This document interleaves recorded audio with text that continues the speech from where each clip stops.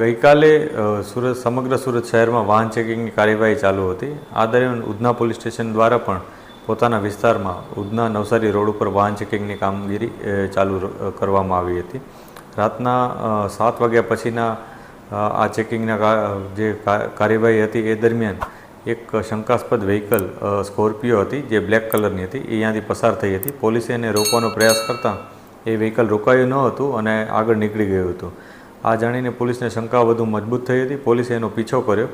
પીછો કરતાં આ દરમિયાન આગળ ઉધના 3 રસ્તા પાસે ટ્રાફિક સિગ્નલ છે, ટ્રાફિક સિગ્નલ ચાલુ હોવાથી આ વ્હીકલ ત્યાં ઊભું રહી ગયું હતું અને પછી પોલીસે તેને સાઈડમાં લઈ જઈ અને આગળની કાર્યવાહી કરી હતી।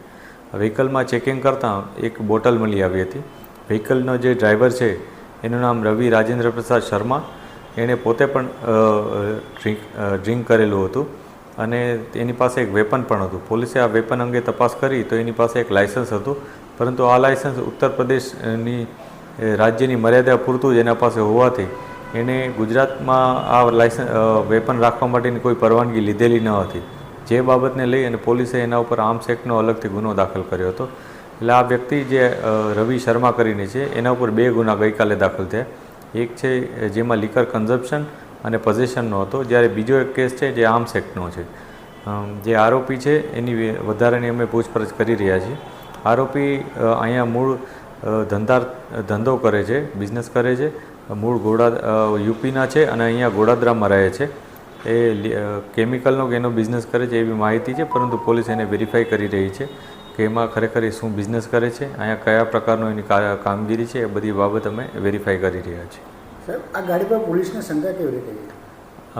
પોલીસ જ્યારે ઉધના નવસારી રોડ ઉપર વાહન ચેકિંગ કરી રહ્યા હતા ત્યારે બ્લેક કલરની સ્કોર્પિયો હતી અને એ પોલીસની બાજુમાંથી પસાર થતાં પોલીસને ડાઉટ ગયો હતો, કેમ કે એના કાચ થોડાક ડાઉટફુલ લાગ્યા હતા, પરંતુ એની જે મૂવમેન્ટ હતી એના કારણે પોલીસે એને રોકવાનો પ્રયાસ કર્યો, એ રોકાઈ ન હતી, એટલે પોલીસની શંકા વધુ મજબૂત થઈ હતી। અને જ્યારે ટ્રાફિક સિગ્નલ ઉપર ત્યાં સિગ્નલ ના જે ચાલુ હતું સિગ્નલ, એને કારણે ત્યાં એને રોકાવવું પડ્યું હતું ફરજિયાતપણે, અને એને કારણે પોલીસ ત્યાં એને સરળતાથી એને પહોંચી શકી હતી એની પાસે અને એને સાઈડમાં લઈ જઈને ચેક કર્યું હતું, ત્યારે આ તમામ વિગતો પોલીસની સામે આવી હતી।